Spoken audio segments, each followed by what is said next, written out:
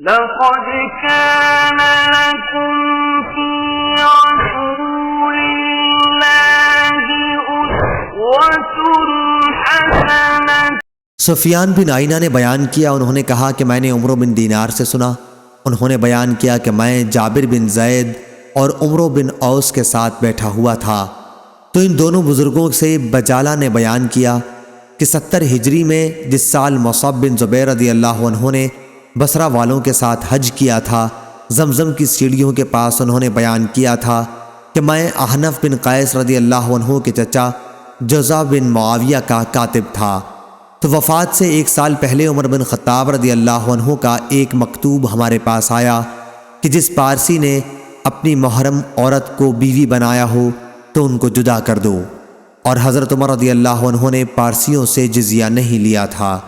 صحیح بخاری حدیث نمبر 3156۔ لیکن عبد الرحمن بن عوف رضی اللہ عنہ نے گواہی دی کہ رسول اللہ صلی اللہ علیہ وسلم نے ہجر کے پارسیوں سے جزیہ لیا تھا تو وہ بھی لینے لگے تھے۔ صحیح بخاری حدیث نمبر 3157۔ عروہ بن زبیر رضی اللہ عنہ نے بیان کیا، ان سے مسعود بن مخرمہ رضی اللہ عنہ نے اور انہیں عمرو بن عوف رضی اللہ عنہ نے خبر دی، وہ بنی عامر بن لوئی کے حلیف تھے اور جنگ بدر میں شریک تھے۔ انہوں نے ان کو خبر دی کہ رسول اللہ صلی اللہ علیہ وسلم نے ابو عبیدہ بن جراح رضی اللہ عنہ کو بحرین جزیہ وصول کرنے کے لیے بھیجا تھا۔ حضرت صلی اللہ علیہ وسلم نے بحرین کے لوگوں سے صلح کی تھی اور ان پر علا بن حضرمی رضی اللہ عنہ کو حاکم بنایا تھا۔ جب ابو عبیدہ رضی اللہ عنہ بحرین کا مال لے کر آئے تو انصار کو معلوم ہو گیا کہ ابو عبیدہ رضی اللہ عنہ آ گئے ہیں، چنانچہ فجر کی نماز سب لوگوں نے نبی کریم صلی اللہ علیہ وسلم کے ساتھ پڑھی۔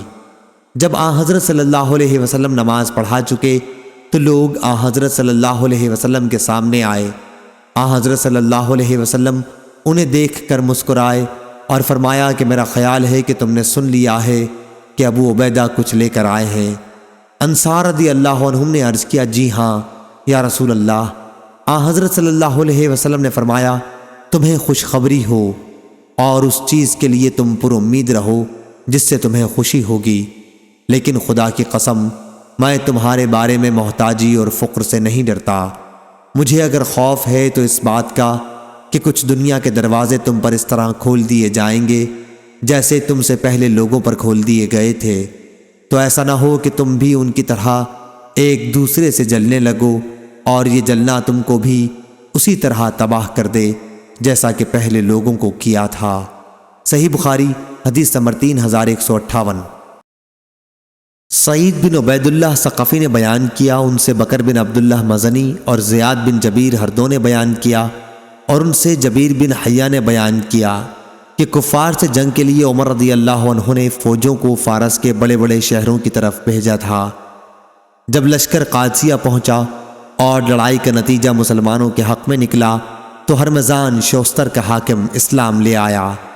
عمر رضی اللہ عنہ نے اس سے فرمایا کہ میں تم سے ان ممالک فارس وغیرہ پر فوج بھیجنے کے سلسلے میں مشورہ چاہتا ہوں کہ پہلے ان 3 مقاموں فارس، اصفہان اور آذربائیجان میں کہاں لڑائی سے شروع کی جائے۔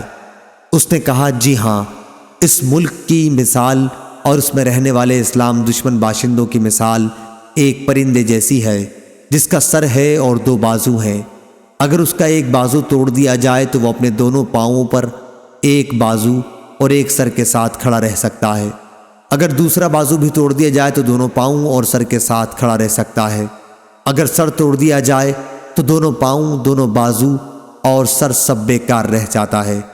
پس سر تو کسرا ہے تو ایک بازو قیصر ہے اور دوسرا فارس، اس لیے آپ مسلمانوں کو حکم دے دیں کہ پہلے وہ کسرا پر حملہ کریں۔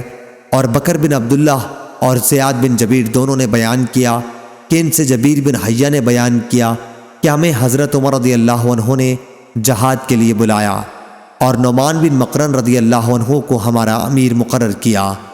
جب ہم دشمن کی سرزمین نہاوند کے قریب پہنچے تو کسرا کا ایک افسر 40,000 کا لشکر ساتھ لیے ہوئے ہمارے مقابلے کے لیے بڑھا۔ پھر ایک ترجمان نے آ کر کہا کہ تم میں سے کوئی ایک شخص معاملات پر گفتگو کرے۔ مغیرہ بن شعبہ رضی اللہ عنہ نے مسلمانوں کی نمائندگی کی اور فرمایا کہ جو تمہارے مطالبات ہوں انہیں بیان کرو۔ اس نے پوچھا آخر تم لوگ ہو کون؟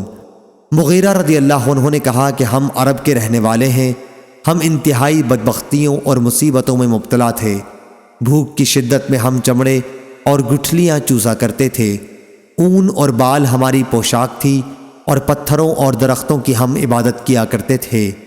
ہماری مصیبتیں اسی طرح قائم تھیں کہ آسمان اور زمین کے رب نے، جس کا ذکر اپنی تمام عظمت و جلال کے ساتھ بلند ہے، ہماری طرف ہماری ہی طرح کہ انسانی عادات و خصائص رکھنے والا ایک نبی بھیجا۔ ہم اس کے باپ اور ماں کو جانتے ہیں۔ اللہ کے رسول صلی اللہ علیہ وسلم نے ہمیں حکم دیا کہ ہم تم سے اس وقت تک جنگ کرتے رہیں جب تک تم صرف اللہ اکیلے کی عبادت نہ کرنے لگو، یا پھر اسلام نہ قبول کرنے کی صورت میں جزیہ دینا قبول کر لو۔ اور ہمارے نبی کریم صلی اللہ علیہ وسلم نے ہمیں اپنے رب کا یہ پیغام بھی پہنچایا ہے کہ اسلام کے لیے لڑتے ہوئے جہاد میں ہمارا جو آدمی بھی قتل کیا جائے گا وہ ایسی جنت میں جائے گا جو اس نے کبھی نہیں دیکھی، اور جو لوگ ہم میں سے زندہ باقی رہ جائیں گے وہ فتح حاصل کر کے تم پر حاکم بن سکیں گے۔ مغیرہ نے یہ گفتگو تمام کر کے نعمان سے کہا کہ لڑائی شروع کرو۔ صحیح بخاری حدیث نمبر 3159۔ نعمان نے کہا تم کو تو اللہ پاک ایسی کئی لڑائیوں میں حضرت صلی اللہ علیہ وسلم کے ساتھ شریک رکھ چکا ہے، اور اس نے لڑائی میں دیر کرنے پر تم کو نہ شرمندہ کیا نہ ذلیل کیا، اور میں تو حضرت صلی اللہ علیہ وسلم کے ساتھ لڑائی میں موجود تھا۔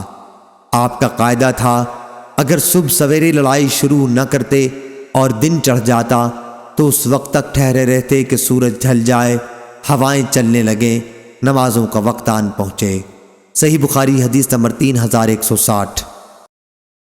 ابو حمید سعدی رضی اللہ عنہ نے بیان کیا کہ رسول کریم صلی اللہ علیہ وسلم کے ساتھ ہم غزوہ تبوک میں شریک تھے۔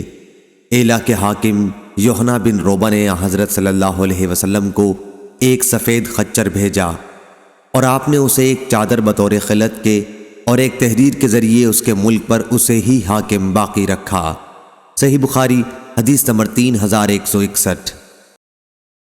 ابو جمرہ نے بیان کیا، کہا کہ میں نے جویریہ بن قدامہ تمیمی سے سنا، انہوں نے بیان کیا کہ میں نے عمر بن خطاب رضی اللہ عنہ سے سنا تھا جب وہ زخمی ہوئے، آپ سے ہم نے عرض کیا تھا کہ ہمیں کوئی وصیت کیجیے، تو آپ نے فرمایا کہ میں تمہیں اللہ تعالیٰ کے عہد کی جو تم نے زمیوں سے کیا ہے وصیت کرتا ہوں کہ اس کی حفاظت میں کوتاہی نہ کرنا، کیونکہ وہ تمہارے نبی کا ذمہ ہے اور تمہارے گھر والوں کی روزی ہے کہ جزیہ کے روپیے سے تمہارے بال بچوں کی گزران ہوتی ہے۔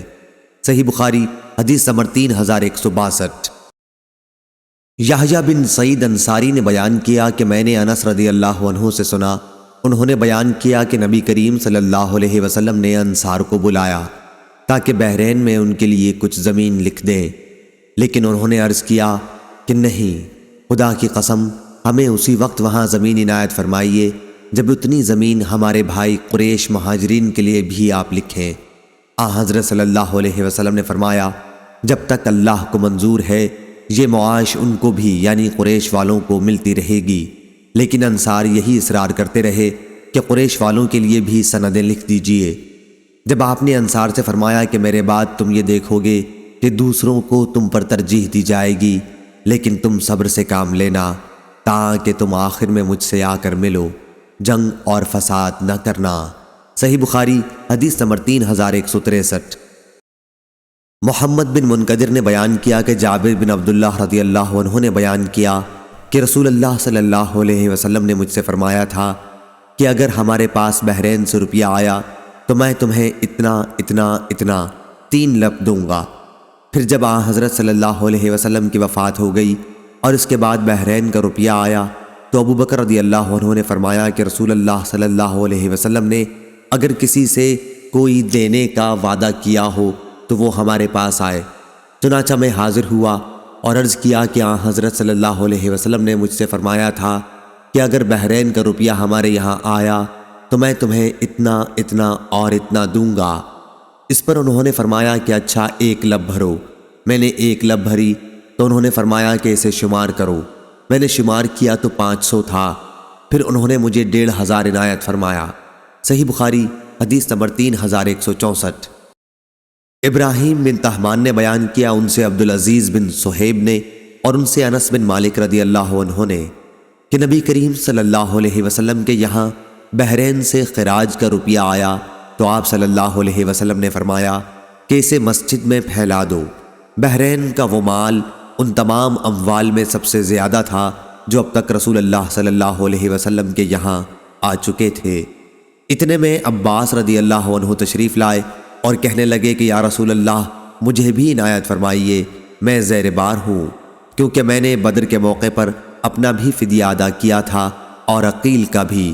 حضرت صلی اللہ علیہ وسلم نے فرمایا کہ اچھا لے لیجئے۔ چنانچہ انہوں نے اپنے کپڑے میں روپیہ بھر لیا، لیکن اٹھ نہ سکا تو اس میں سے کم کرنے لگے، لیکن کم کرنے کے بعد بھی نہ اٹھ سکا تو عرض کیا کہ حضور صلی اللہ علیہ وسلم کسی کو حکم دیں کہ اٹھانے میں میری مدد کرے۔ حضرت صلی اللہ علیہ وسلم نے فرمایا کہ ایسا نہیں ہو سکتا۔ انہوں نے کہا کہ پھر آپ خود ہی اٹھوا دیں۔ فرمایا کہ یہ بھی نہیں ہو سکتا۔ پھر عباس رضی اللہ عنہ نے اس میں سے کچھ کم کیا، لیکن اس پر بھی نہ اٹھا سکے تو کہا کہ کسی کو حکم دیجئے کہ وہ اٹھا دے۔ فرمایا کہ نہیں، ایسا نہیں ہو سکتا۔ انہوں نے کہا کہ پھر آپ ہی اٹھا دیں۔ حضور صلی اللہ علیہ وسلم نے فرمایا کہ یہ بھی نہیں ہو سکتا۔ آخر اس میں سے انہیں پھر کم کرنا پڑا اور تب کہیں جا کے اسے اپنے کاندھے پر اٹھا سکے اور لے کر جانے لگے۔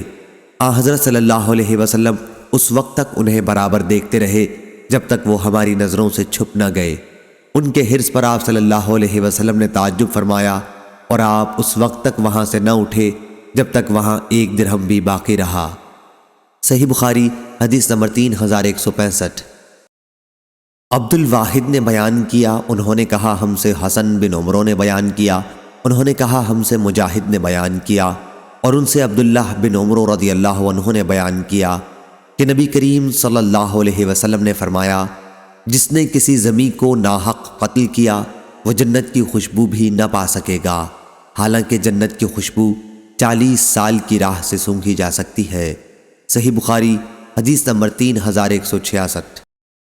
سعید مقبری نے بیان کیا، ان سے ان کے والد ابو سعید نے کہ ابو ہریرہ رضی اللہ عنہ نے بیان کیا ہم ابھی مسجد نبوی میں موجود تھے کہ نبی کریم صلی اللہ علیہ وسلم تشریف لائے اور فرمایا کہ یہودیوں کی طرف چلو۔ چنانچہ ہم روانہ ہوئے اور جب بیت المدارس یہودیوں کے مدرسے پہنچے تو حضرت صلی اللہ علیہ وسلم نے ان سے فرمایا کہ اسلام لاؤ تو سلامتی کے ساتھ رہو گے، اور سمجھ لو کہ زمین اللہ اور اس کے رسول کی ہے، اور میرا ارادہ ہے کہ تمہیں اس ملک سے نکال دوں، پھر تم میں سے اگر کسی کی جائیداد کی قیمت آئے تو اسے بیچ ڈالے، اگر اس پر تیار نہیں ہو تو تمہیں معلوم ہونا چاہیے کہ زمین اللہ اور اس کے رسول ہی کی ہے۔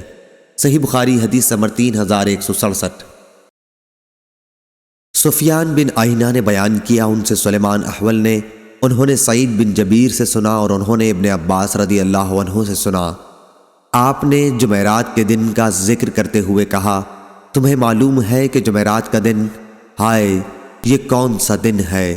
اس کے بعد وہ اتنا روئے کہ ان کے آنسوؤں سے کنکریاں تر ہو گئیں۔ سعید نے کہا میں نے عرض کیا یا ابن عباس جمعرات کے دن سے کیا مطلب ہے؟ انہوں نے کہا کہ اسی دن رسول اللہ صلی اللہ علیہ وسلم کی تکلیف مرض الوفات میں شدت پیدا ہوئی تھی، اور آپ صلی اللہ علیہ وسلم نے فرمایا تھا کہ مجھے لکھنے کا ایک کاغذ دے دو تاکہ میں تمہارے لیے ایک ایسی کتاب لکھ جاؤں جس کے بعد تم کبھی گمراہ نہ ہو۔ اس پر لوگوں کا اختلاف ہو گیا۔ پھر حضرت صلی اللہ علیہ وسلم نے خود ہی فرمایا کہ نبی کی موجودگی میں جھگڑنا غیر مناسب ہے۔ دوسرے لوگ کہنے لگے بھلا کیا حضرت صلی اللہ علیہ وسلم بیکار باتیں فرمائیں گے؟ اچھا پھر پوچھ لو۔ یہ سن کر حضرت صلی اللہ علیہ وسلم نے فرمایا کہ مجھے میری حالت پر چھوڑ دو، کیونکہ اس وقت میں جس عالم میں ہوں وہ اس سے بہتر ہے جس کی طرف تم مجھے بلا رہے ہو۔ اس کے بعد حضرت صلی اللہ علیہ وسلم نے 3 باتوں کا حکم فرمایا کہ مشرکوں کو جزیرہ عرب سے نکال دینا، اور وفود کے ساتھ اسی طرح خاطر تواضع کا معاملہ کرنا جس طرح میں کیا کرتا تھا۔ تیسری بات کچھ بھلی سی تھی، یا تو سعید نے اس کو بیان نہ کیا یا میں بھول گیا؟ سفیان نے کہا یہ جملہ تیسری بات کچھ بھلی سی تھی، سلیمان احول کا کلام ہے، اور یہ تھی کہ اسامہ کا لشکر تیار کر دینا، یا نماز کی حفاظت کرنا، یا لونڈی غلاموں سے اچھا سلوک کرنا۔ صحیح بخاری حدیث نمبر 3168۔ سعید مقبری نے بیان کیا، ان سے ابو ہریرہ رضی اللہ عنہ نے بیان کیا کہ جب خیبر فتح ہوا تو یہودیوں کی طرف سے نبی کریم صلی اللہ علیہ وسلم کی خدمت میں بکری کا یا ایسے گوشت کا ہدیہ پیش کیا گیا جس میں زہر تھا۔ اس پر آن حضرت صلی اللہ علیہ وسلم نے فرمایا کہ جتنے یہودی یہاں موجود ہیں انہیں میرے پاس جمع کرو، چنانچہ وہ سب آ گئے۔ اس کے بعد آن حضرت صلی اللہ علیہ وسلم نے فرمایا کہ دیکھو میں تم سے ایک بات پوچھوں گا، کیا تم لوگ صحیح صحیح جواب دو گے؟ سب نے کہا جی ہاں۔ آپ صلی اللہ علیہ وسلم نے دریافت فرمایا تمہارے باپ کون تھے؟ انہوں نے کہا کہ فلاں۔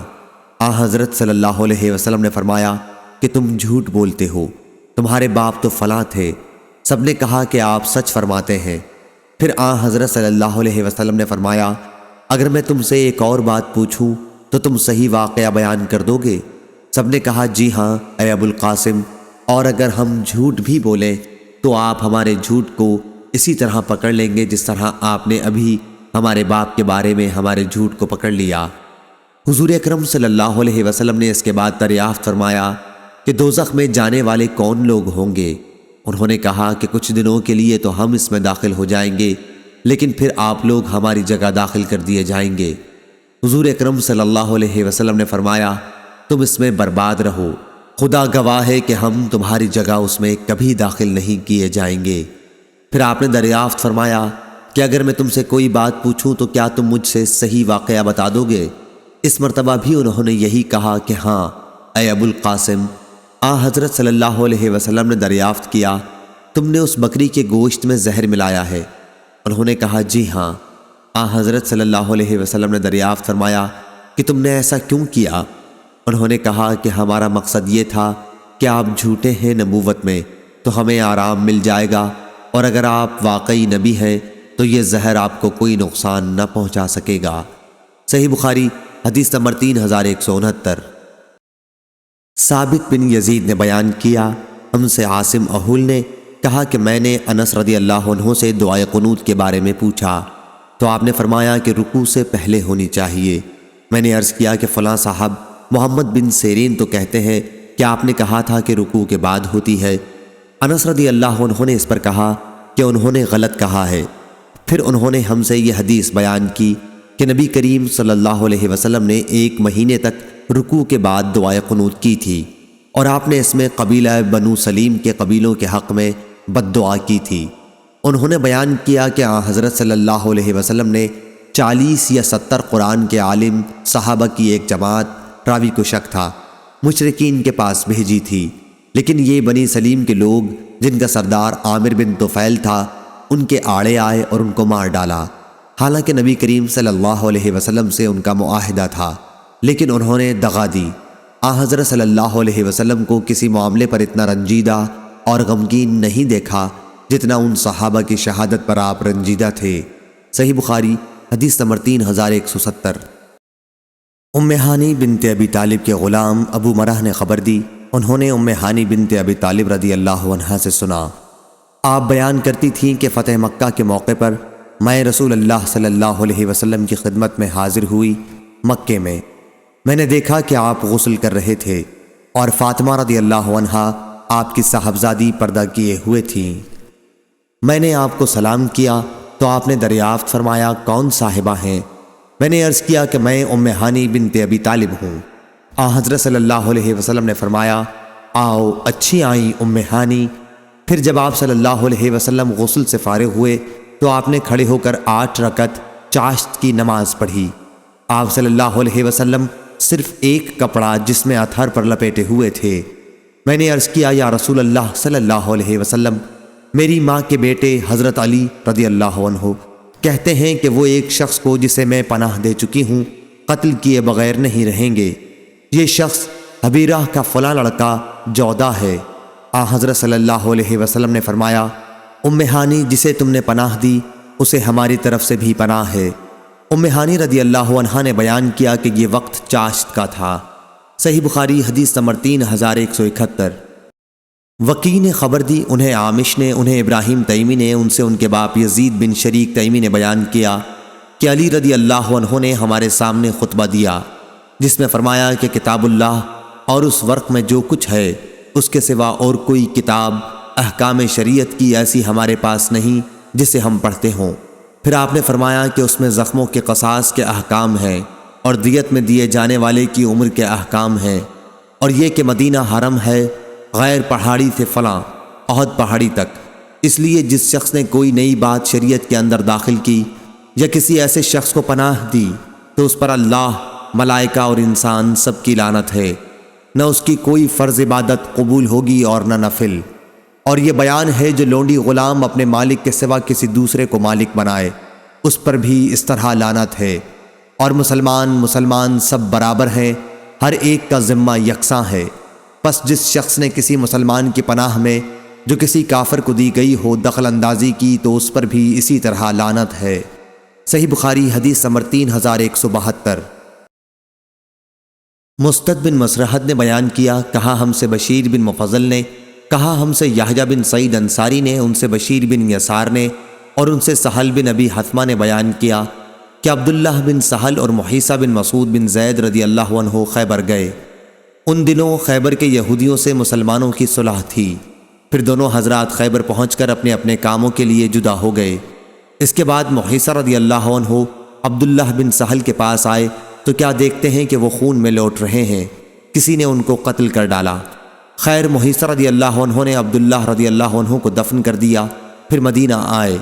اس کے بعد عبد الرحمن بن سہل عبداللہ رضی اللہ عنہ کے بھائی اور مسعود کے دونوں صاحبزادے محیصہ اور حویصہ نبی کریم صلی اللہ علیہ وسلم کی خدمت میں حاضر ہوئے۔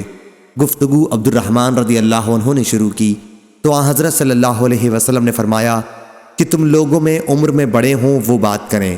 عبد الرحمن سب سے کم عمر تھے، وہ چپ ہو گئے اور محیصہ اور حویصہ نے بات شروع کی۔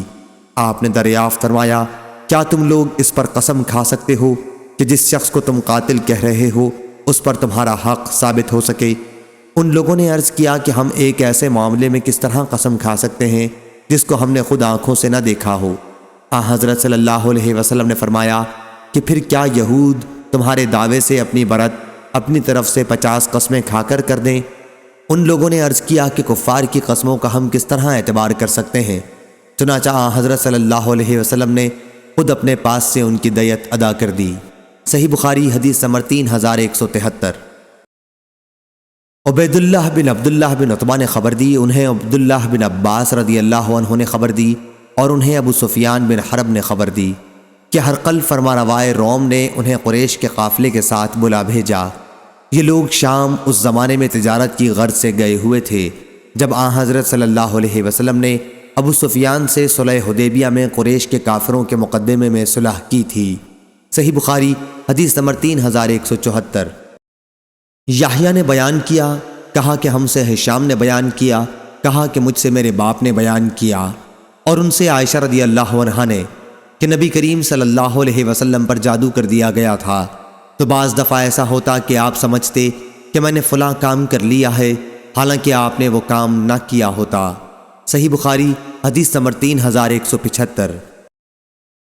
عبداللہ بن علا بن زبیر نے بیان کیا، انہوں نے بیان کیا کہ میں نے بصر بن عبید اللہ سے سنا، انہوں نے ابو ادریس سے سنا، کہا کہ میں نے عوف بن مالک رضی اللہ عنہ سے سنا۔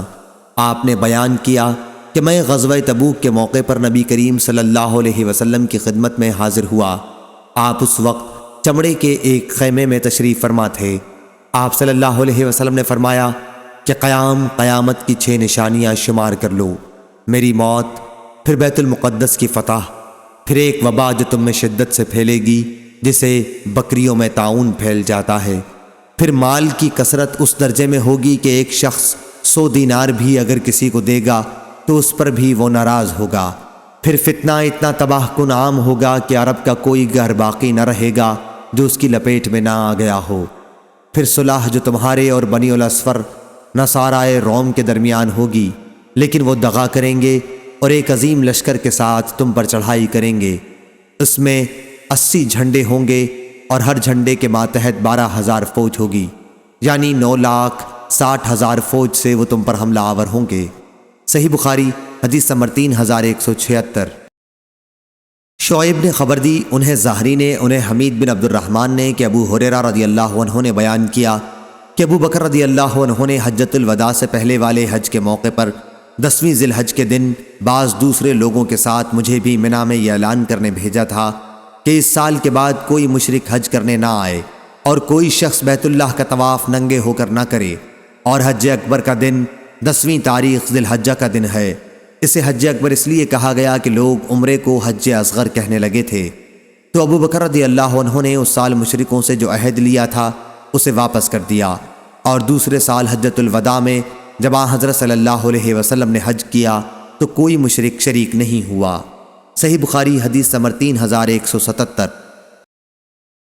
جریر نے بیان کیا، ان سے عامش نے، ان سے عبداللہ بن مرہ نے، ان سے مسروق نے، ان سے عبداللہ بن عمر رضی اللہ عنہ نے بیان کیا کہ نبی کریم صلی اللہ علیہ وسلم نے فرمایا، 4 عادتیں ایسی ہیں کہ اگر یہ چاروں کسی ایک شخص میں جمع ہو جائیں تو وہ پکا منافق ہے۔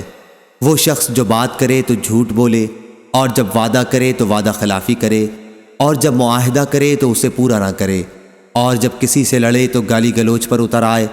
اور اگر کسی شخص کے اندر ان 4 عادتوں میں سے ایک ہی عادت ہے تو اس کے اندر نفاق کی ایک عادت ہے جب تک کہ وہ اسے چھوڑ نہ دے۔ صحیح بخاری حدیث نمبر 3178۔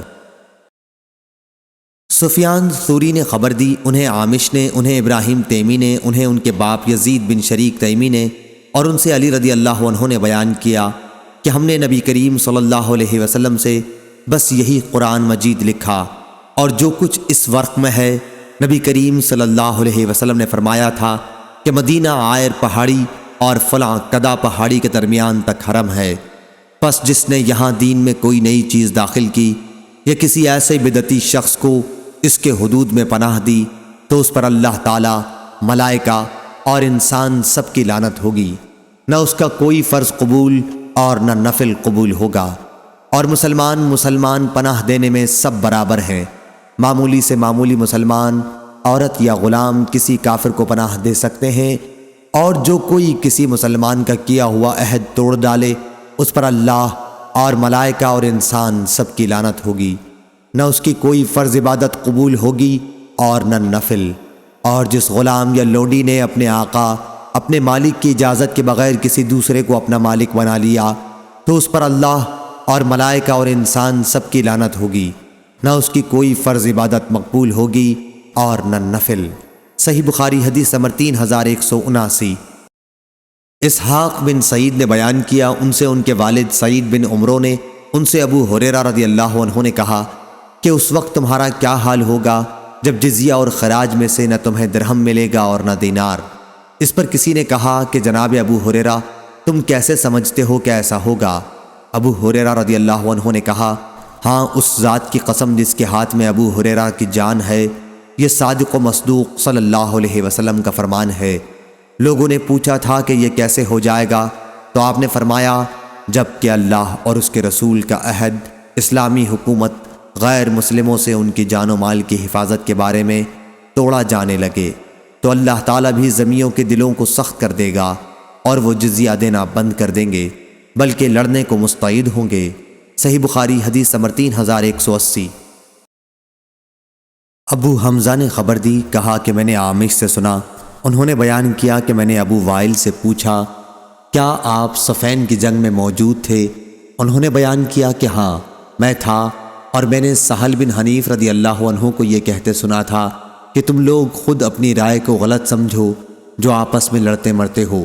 میں نے اپنے تئیں دیکھا جس دن ابو جندل آیا، یعنی حدیبیہ کے دن، اگر میں حضرت صلی اللہ علیہ وسلم کا حکم پھیر سکتا تو پھر اس دن پھیر دیتا، اور ہم نے جب کسی مصیبت میں ڈر کر تلواریں اپنے کندھوں پر رکھیں تو وہ مصیبت آسان ہو گئی، ہم کو اس کا انجام معلوم ہو گیا، مگر یہی ایک لڑائی ہے جو سخت مشکل ہے، اس کا انجام بہتر نہیں معلوم ہوتا۔ صحیح بخاری حدیث نمبر 3181۔ عبداللہ بن محمد نے بیان کیا، کہا ہم سے یحییٰ بن آدم نے، ان سے یزید بن عبدالعزیز نے، ان سے ان کے باپ عبدالعزیز بن سیاح نے، ان سے حبیب بن ابی ثابت نے بیان کیا، کہا کہ مجھ سے ابو وائل نے بیان کیا کہ ہم مقام صفین میں ڈیرے ڈالے ہوئے تھے۔ پھر سہل بن حنیف کھڑے ہوئے اور فرمایا، اے لوگو، تم خود اپنی رائے کو غلط سمجھو۔ ہم صلح حدیبیہ کے موقع پر رسول اللہ صلی اللہ علیہ وسلم کے ساتھ تھے۔ اگر ہمیں لڑنا ہوتا تو اس وقت ضرور لڑتے۔ عمر اس موقع پر آئے یعنی حدیبیہ میں اور عرض کیا، یا رسول اللہ، کیا ہم حق پر اور وہ باطل پر نہیں ہیں؟ حضرت صلی اللہ علیہ وسلم نے فرمایا کہ کیوں نہیں؟ عمر رضی اللہ عنہ نے کہا کہ ہمارے مقتول جنت میں اور ان کے مقتول جہنم میں نہیں جائیں گے؟ حضرت صلی اللہ علیہ وسلم نے فرمایا کیوں نہیں؟ پھر عمر رضی اللہ عنہ نے کہا کہ پھر ہم اپنے دین کے معاملے میں کیوں دبیں؟ کیا ہم مدینے واپس چلے جائیں گے اور ہمارے اور ان کے درمیان اللہ کوئی فیصلہ نہیں کرے گا؟ حضرت صلی اللہ علیہ وسلم نے فرمایا، اے ابن خطاب، میں اللہ کا رسول ہوں اور اللہ مجھے کبھی برباد نہیں کرے گا۔ اس کے بعد حضرت عمر رضی اللہ عنہ حضرت ابو بکر رضی اللہ عنہ کے پاس گئے اور ان سے وہی سوالات کیے جو نبی کریم صلی اللہ علیہ وسلم سے ابھی کر چکے تھے۔ انہوں نے بھی یہی کہا، کیا حضرت صلی اللہ علیہ وسلم اللہ کے رسول ہیں اور اللہ انہیں کبھی برباد نہیں ہونے دے گا۔ پھر سورہ فتح نازل ہوئی اور حضرت صلی اللہ علیہ وسلم نے حضرت عمر رضی اللہ عنہ کو اسے آخر تک پڑھ کر سنایا تو حضرت عمر رضی اللہ عنہ نے عرض کیا، کیا یہی فتح ہے؟ حضرت صلی اللہ علیہ وسلم نے فرمایا کہ ہاں، بلا شک یہی فتح ہے۔ صحیح بخاری حدیث نمبر 3182۔ حاتم نے بیان کیا، ان سے ہشام بن عروہ نے، ان سے ان کے باپ نے اور ان سے اسماء بنت ابی بکر رضی اللہ عنہا نے بیان کیا کہ قریش سے جس زمانے میں رسول کریم صلی اللہ علیہ وسلم نے حدیبیہ کی صلح کی تھی، اسی مدت میں میری والدہ قتیلہ اپنے باپ حارث بن مدرک کو ساتھ لے کر میرے پاس آئیں۔ وہ اسلام میں داخل نہیں ہوئی تھیں۔ عروہ نے بیان کیا کہ حضرت اسماء رضی اللہ عنہا نے اس بارے میں حضرت صلی اللہ علیہ وسلم سے پوچھا کہ یا رسول اللہ، میری والدہ آئی ہوئی ہے اور مجھ سے رغبت کے ساتھ ملنا چاہتی ہیں، تو کیا میں ان کے ساتھ صلہ رحمی کروں؟ حضرت صلی اللہ علیہ وسلم نے فرمایا کہ ہاں، ان کے ساتھ صلہ رحمی کر۔ صحیح بخاری حدیث نمبر 3183۔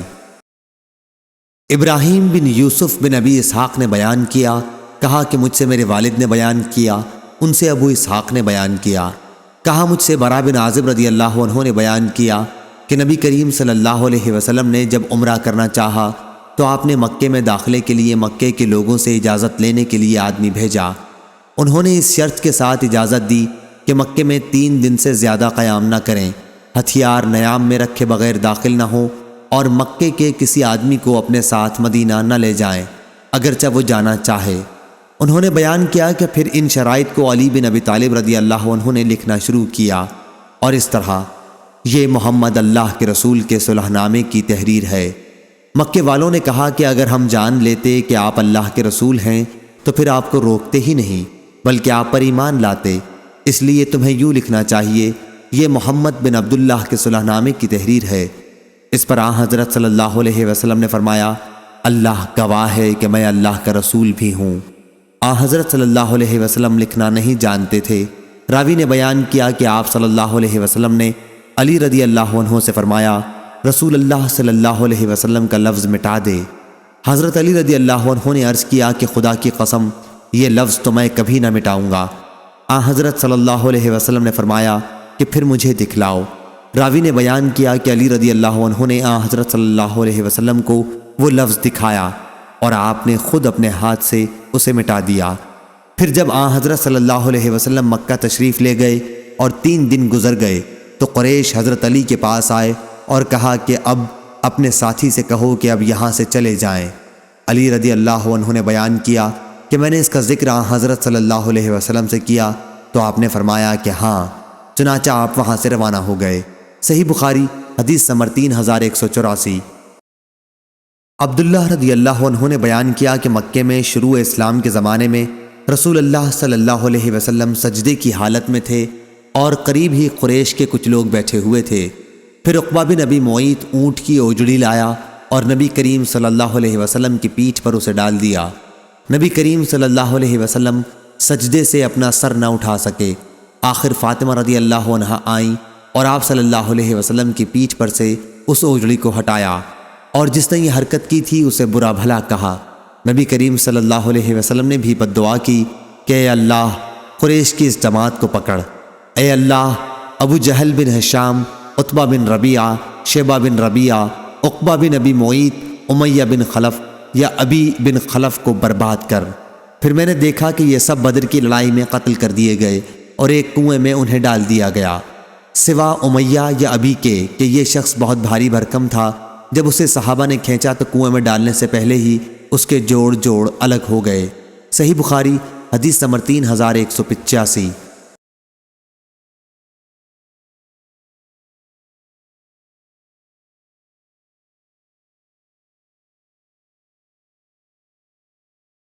حماد نے بیان کیا، ان سے ایوب نے، ان سے نافع نے اور ان سے عبداللہ بن عمر رضی اللہ عنہ نے بیان کیا کہ میں نے نبی کریم صلی اللہ علیہ وسلم سے سنا، آپ صلی اللہ علیہ وسلم نے فرمایا کہ ہر دغاباز کے لیے قیامت کے دن ایک جھنڈا ہوگا جو اس کی دغابازی کی علامت کے طور پر اس کے پیچھے گاڑ دیا جائے گا۔ صحیح بخاری حدیث نمبر 3188۔ عبداللہ بن عباس رضی اللہ عنہ نے بیان کیا کہ رسول کریم صلی اللہ علیہ وسلم نے فتح مکہ کے دن فرمایا تھا، اب مکے سے ہجرت فرض نہیں رہی، البتہ جہاد کی نیت اور جہاد کا حکم باقی ہے، اس لیے جب تمہیں جہاد کے لیے نکالا جائے تو فوراً نکل جاؤ۔ اور آن حضرت صلی اللہ علیہ وسلم نے فتح مکہ کے دن یہ بھی فرمایا تھا کہ جس دن اللہ تعالیٰ نے آسمان اور زمین پیدا کیے اسی دن اس شہر مکے کو حرم قرار دے دیا، پس یہ شہر اللہ کی حرمت کے ساتھ قیامت تک کے لیے حرم ہی رہے گا، اور مجھ سے پہلے یہاں کسی کے لیے لڑائی لڑنا جائز نہیں ہوا، اور میرے لیے بھی دن کی صرف ایک گھڑی کے لیے جائز کیا گیا، بس اب یہ مبارک شہر اللہ تعالیٰ کی حرمت کے ساتھ قیامت تک کے لیے حرام ہے، اس کی حدود میں نہ کسی درخت کا کانٹا توڑا جائے، نہ یہاں کے شکار کو ستایا جائے، اور کوئی یہاں کی گری ہوئی چیز نہ اٹھائے سوا اس شخص کے جو مالک تک چیز کو پہنچانے کے لیے اعلان کرے، اور نہ یہاں کی ہری گھاس کاٹی جائے۔ اس پر عباس رضی اللہ عنہ نے کہا، یا رسول اللہ اذخر کی اجازت دے دیجئے، کیونکہ یہ یہاں کے سناروں اور گھروں کی چھتوں پر ڈالنے کے کام آتی ہے۔ تو آن حضرت صلی اللہ علیہ وسلم نے فرمایا کہ اچھا، اذخر کی اجازت ہے۔ صحیح بخاری حدیث نمبر 3189۔